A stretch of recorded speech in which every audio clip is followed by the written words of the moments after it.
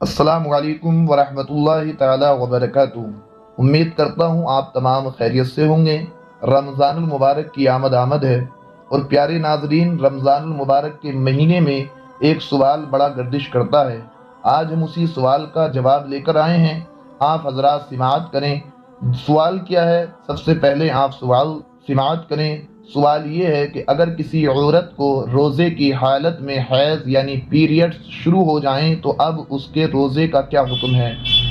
یعنی کوئی عورت روزے کی حالت میں تھی، روزہ رکھے ہوئے تھی، اور اب اس کو کیا حیض آ گیا، پیریڈز شروع ہو گیا، تو اب اس ہماری بہن کے روزے کا کیا حکم ہے؟ وہ بہت زیادہ پریشان ہو جاتی ہیں کہ اب ہمیں کیا کرنا چاہیے، روزہ باقی رہا یا نہیں، روزہ ٹوٹ جائے گا یا اب اس کی قضا کرنی ہے تو کس وقت کرنی ہے؟ تو انشاءاللہ اس کا جواب آپ بہت مختصر لفظوں میں سماعت کریں گے، اور ہم یہ بھی بتائیں گے اگر کسی عورت کو پہلے سے حیض آ رہا ہو یعنی پیریڈز آ رہے ہوں تو پیریڈز کے دنوں میں ایسی عورت کیا روزہ رکھ سکتی ہے یا نہیں رکھ سکتی، یا روزہ رکھے گی تو وہ کیسے رکھے گی؟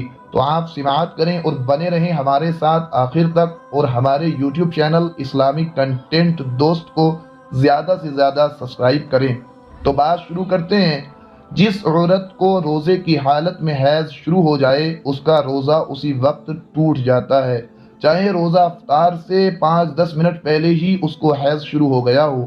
ایسی صورت میں اس کا روزہ ٹوٹ جاتا ہے، اور اس کے اوپر اس روزے کی قضا بھی واجب ہوتی ہے۔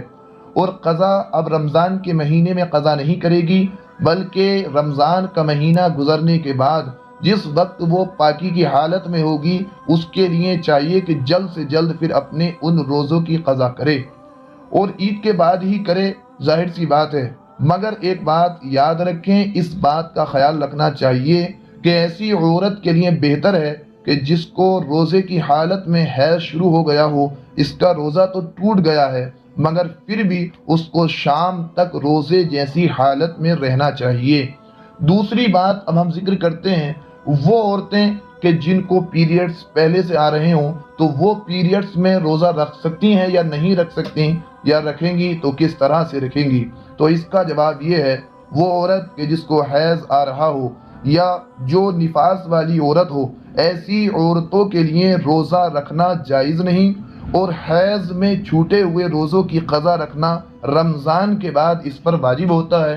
امید کرتا ہوں کہ یہ مختصر سا جواب آپ کی سمجھ میں آ گیا ہوگا، اور اگر جواب سمجھ میں آ گیا ہو تو ہمارے یوٹیوب چینل اسلامک کنٹینٹ دوست کو زیادہ سے زیادہ سبسکرائب کریں، اور ایک کمنٹ بھی کر دیں تاکہ ہمیں معلوم ہو جائے کہ آپ نے ہمارے سوال کو اور جواب کو سماعت کیا ہے۔ السلام علیکم۔